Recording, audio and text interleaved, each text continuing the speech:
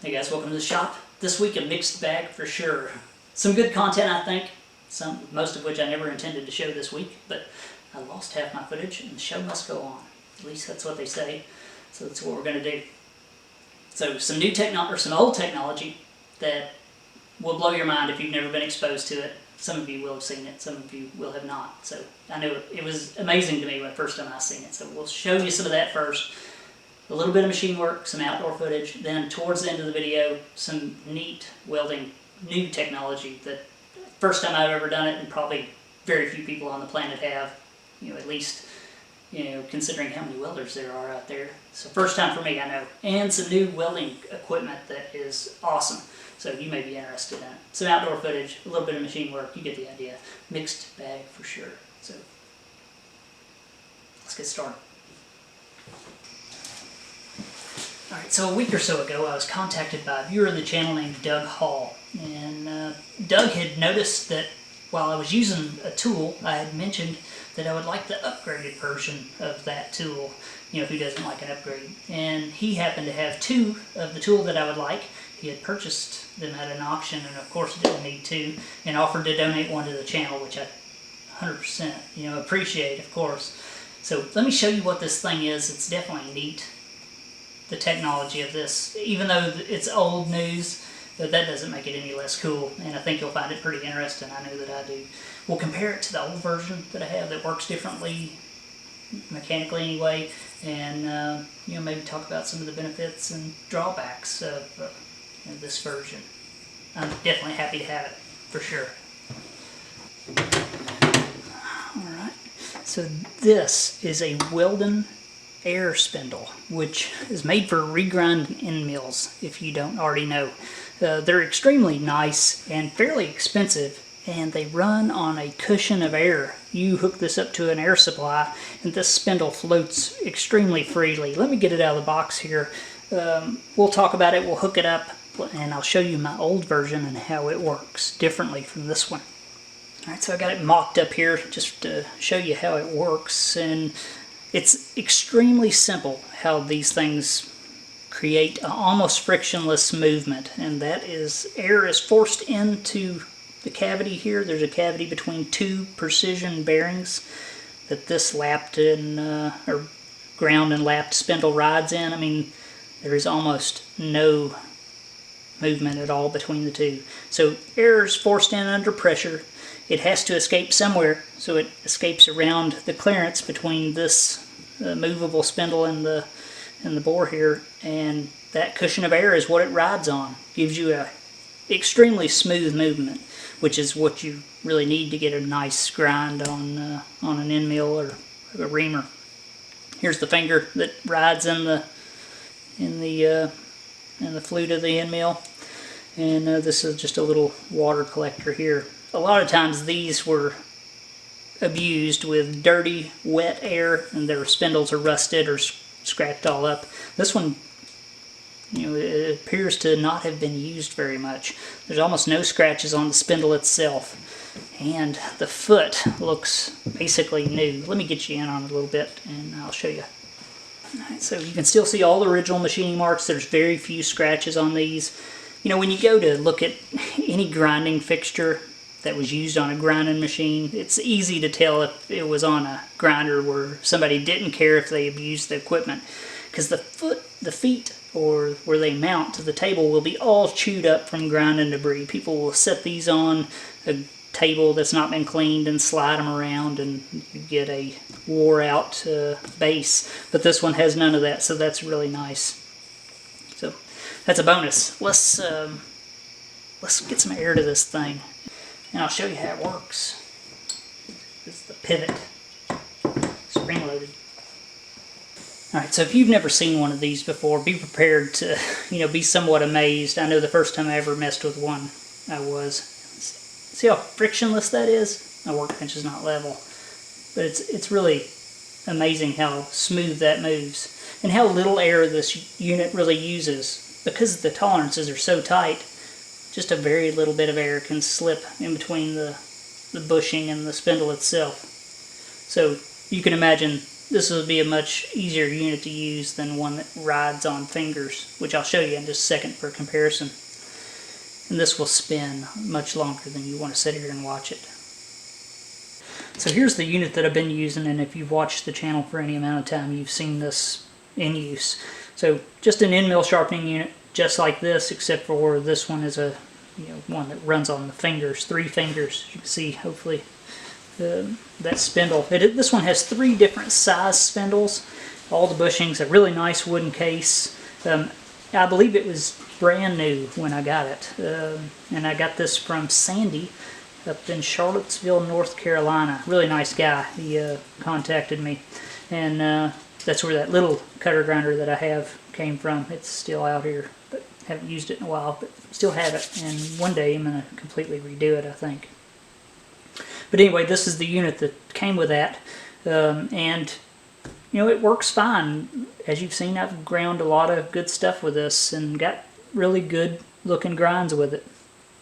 But it's definitely got a lot of stick slip, especially when you're trying to back out of a grind. It can cause you a lot of problems simply because the spindle does not move. Even though it moves smooth, it's not as smooth as this one. And plus, this one has a longer spindle. Let's see, you can grind at least a 7-inch end mill with this one, and this one probably a 4-inch max. So a lot larger capacity with this unit here. There is one thing that I like about this unit over this unit, and that is that this one has a pivot that is manually operated by lever, so I can tilt the end mill into the wheel, grind, tilt it away, and then retract, which is nice. Retract with both hands, so I can have better control. This one is different in that you have to push down on it. It's spring-loaded and trace out with just one hand. At least that's the way it seems. So, I don't know how that'll play out, but it's not a big deal either way. I do need to make some bushings for this one. I did not get a whole lot of bushings with it. Got some, enough to get going good, but that's a project that I got to do. Make some bushings. This one has 3 spindles and all the bushings, a nice box, everything. So it's a nice unit. It's just not as nice as this one.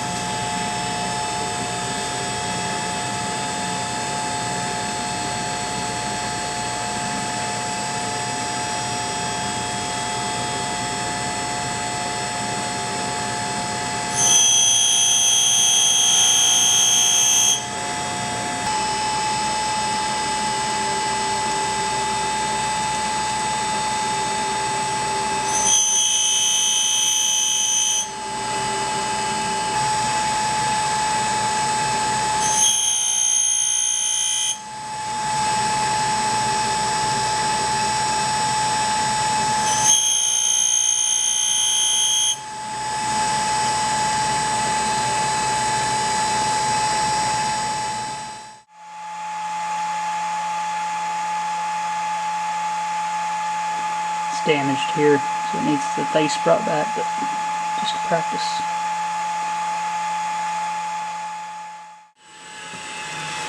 So I take back my comment about the pivot and liking the other one better. This is definitely better. So nice, for sure. It's amazing how much nicer using this unit is than the other one. Even though the other one's perfectly doable, this makes it easy.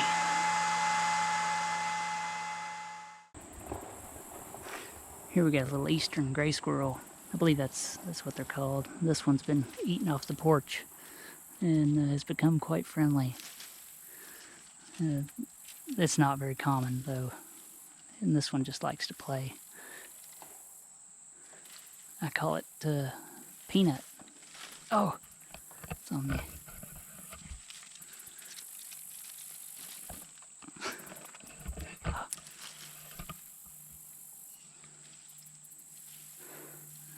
It's a neat little animal, like a big rat with a long bushy tail.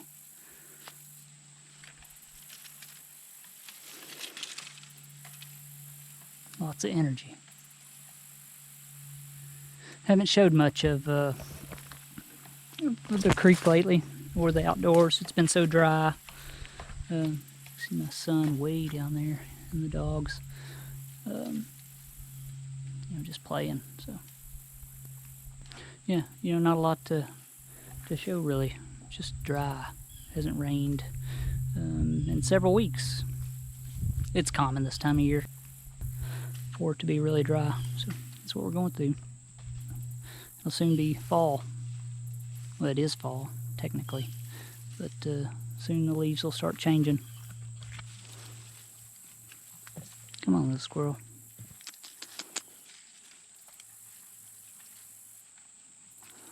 They're cute.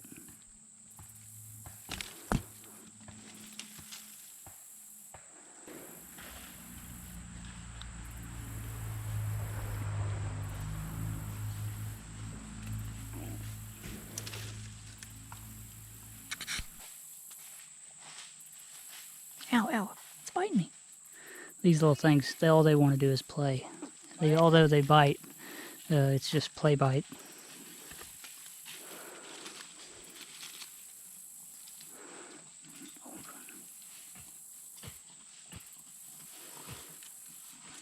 Oh, he's attacking me.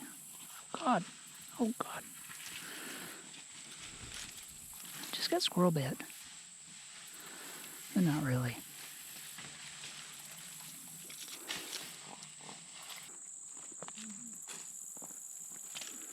Come on, little squirrel.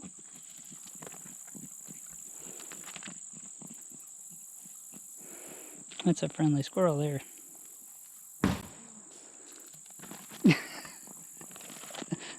It was loud, wasn't it? Scared that squirrel.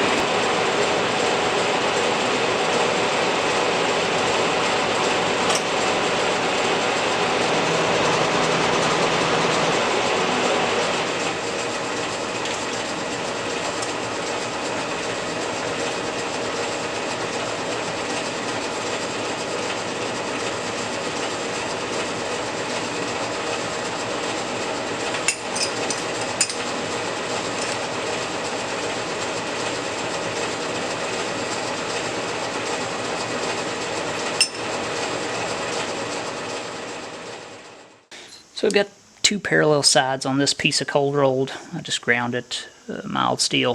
What I'm doing is replicating this piece here. This goes on one of the accessories of the cutter grinder. This has a bolt in it, and all this does is pull the whatever the accessory is, the keyed foot up against one side of the T-slot. Well, I'll show you.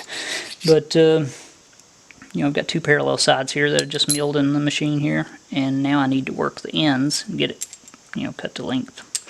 So to do that, I'm going to be using this little lumpkin, one of my favorites really, die maker square. You can set draft and stuff in molds with this, or set slight angles, relief angles on tools. It's just an adjustable square really. You can make it where it's not square, which is nice.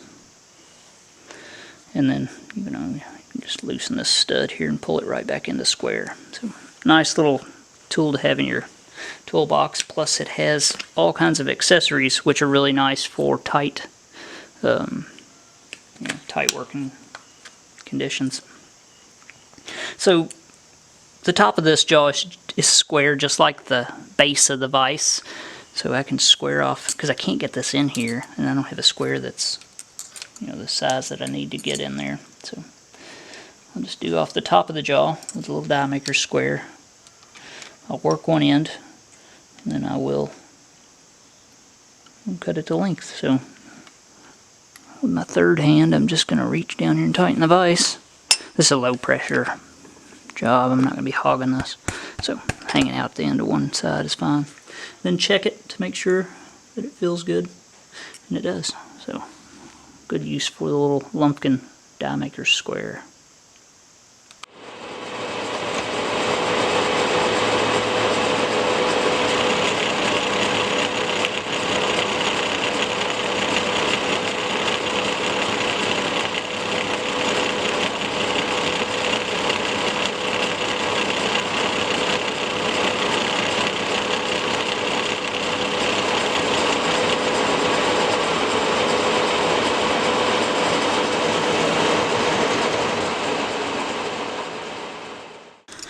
Alright, so I need to get my center to center on my pins. I need to know that measurement. And let me show you the quickest and easiest way that I've found to get that measurement. And that is take your digital calipers,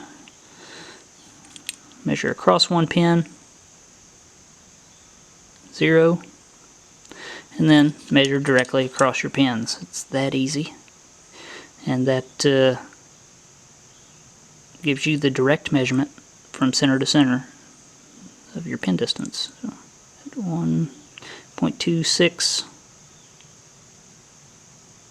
So, yeah, get the idea? Something you don't want to spend a lot of time on, so that's definitely a quick and plenty accurate. Just don't forget to re-zero your calipers. Plenty accurate enough for just something like this. So, center to center, 2 pins. It's an easy way.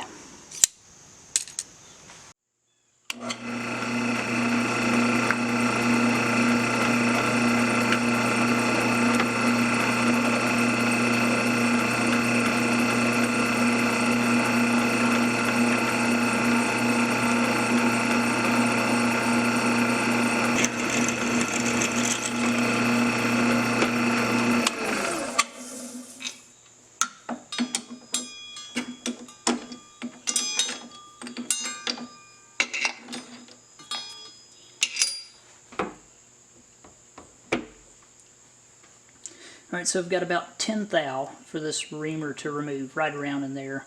And what I'm going to use to lube it is just the same thing that I drilled it with, and that is this AccuLube push-up stick. It's good stuff.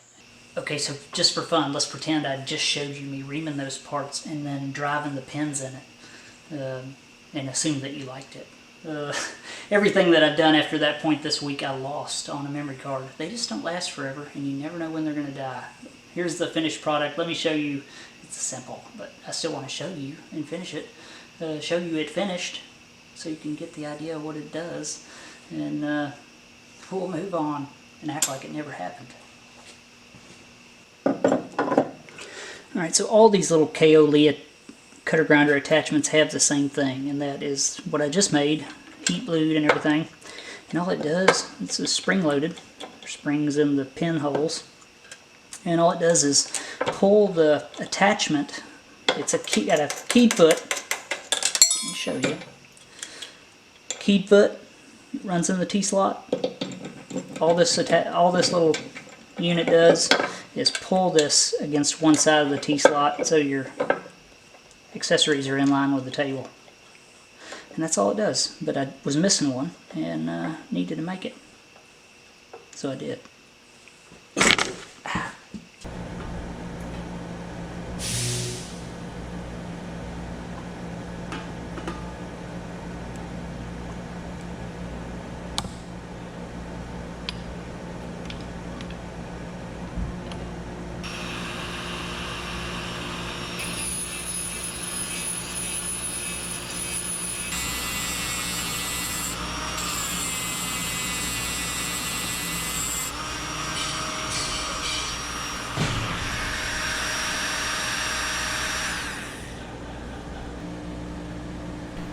So here I'm getting my parts cleaned up, some that I have definitely never experienced welding before. This part is a stainless steel 3D printed piece You can see the internal structure as to why it's 3D printed.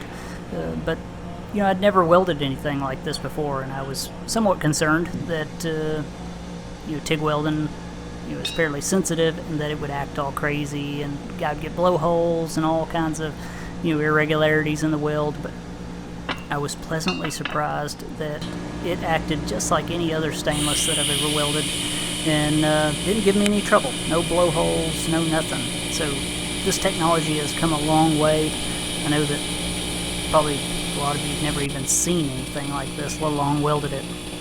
But for those curious, all these are is column packing for solvent testing for CO2 capture. So they're just a large surface area part that you know, we use at work. So thought I'd share it with you, and definitely think it's cool.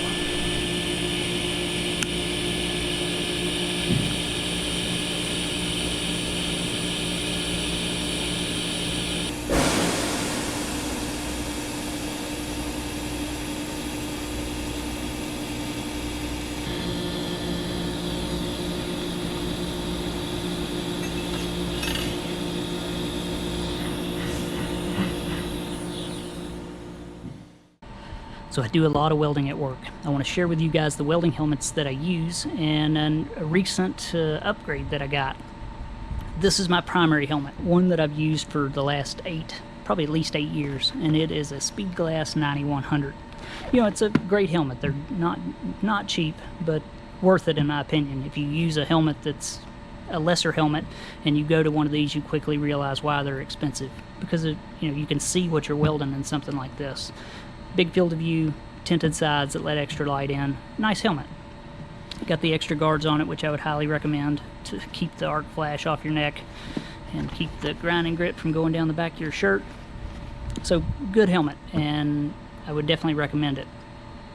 Here is my backup helmet, one that I'll use. This is new, but I just replaced it with the old one. But narrower, you know, quicker, keep it on the other welding machine for quick jobs, and I'll use this on the rare occasion that I have to stick my head in between some pipes or something, because it is narrower. Now this is a 9002, I believe, Speedglass. Still a expensive helmet and nice, but not as nice as the one that I just acquired for my work, of course.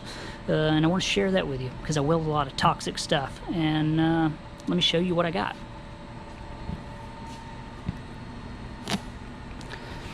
Alright, so another Speedglass 9100, but this one has the added AdFlow air filter unit with it, which is extremely nice.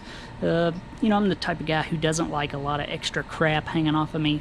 I don't even like keys in my pocket, let alone having to put on a belt with a filter and battery and all that stuff. But after using this thing for a week or so, I'd have to say it is definitely nice. The battery life, I mean, lasts me all day, so it probably would about anybody, and it's really not much trouble to put on, and in fact it's actually pleasant to use. Let me show you the features that this thing has and what separates it from the other one, which is just a standard helmet on the inside. Now this one has, of course, the air inlet pipe, which goes up and around the top of the helmet.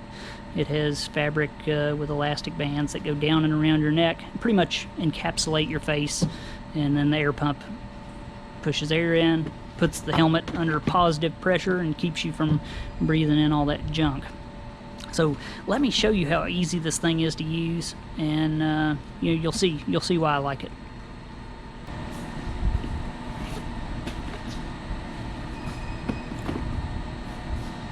Alright, so there's absolutely nothing different about this helmet other than you've got a little string here that you have to pull below your chin. So it doesn't matter if you have a beard or anything, it works just the same. Put it on, pull the guard down over your face.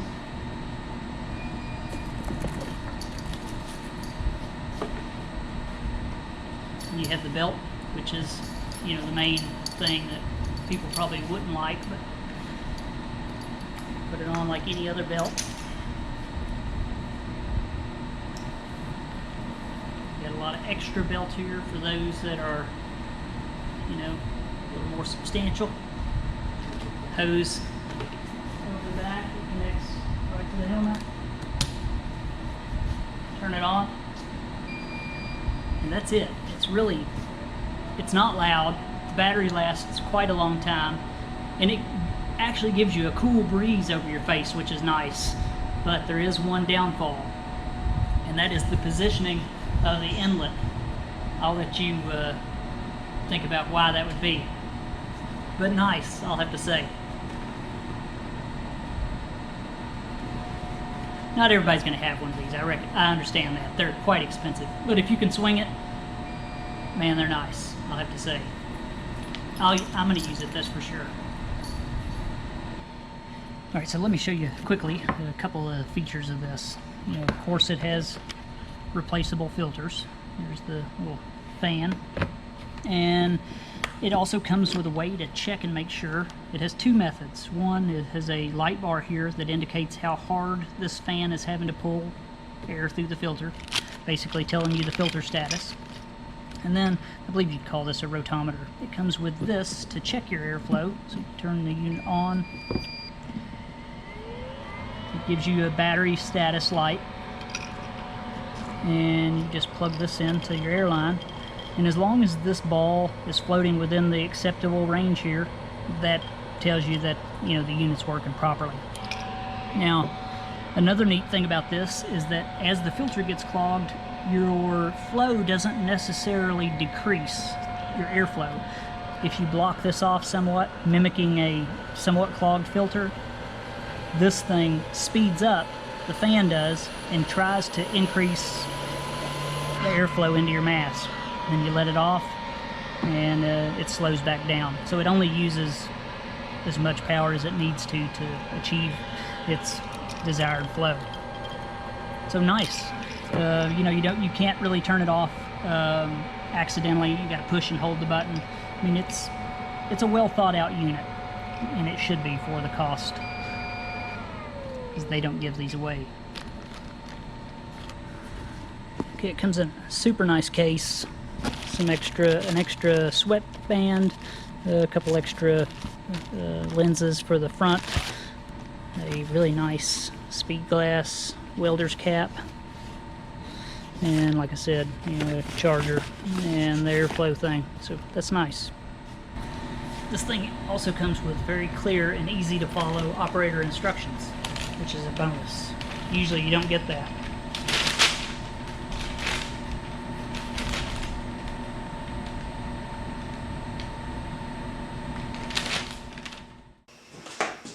Alright guys, that is it this week. Hopefully you enjoyed some of it. I'm waiting on parts for the K&T mill oil pump. I think I got a decent plan to get that thing to where it will pick up oil on its own. It should be some pretty decent machine work and just prep to get this thing going. You'll see. I'm looking forward to getting my stuff in to get this thing fixed. I hate it when orders don't show up when they should. But you gotta wait and be patient, I guess. So look forward to that. I'm changing the headstock bearings in my mini lathe to angular contacts from the standard roller bearings. I don't know if any of you guys would be interested in seeing some of that footage. I did film some of it, so if you're interested, leave a comment down below, and I'll show you the way that I'm in the process of doing it. It's scattered everywhere. But let me know. Are you interested in something like that? And I may show it. That's it, I think. Thanks for watching, guys. I really appreciate it. Hopefully you enjoyed some of what I shared this week. And if you need anything, contact me through my email. Click on my little guy to subscribe to the channel. Huge thanks to my patrons. I really couldn't imagine doing it without you. So thank you guys. I appreciate it. And that's it. Thanks for watching, guys. And I'll see you next time.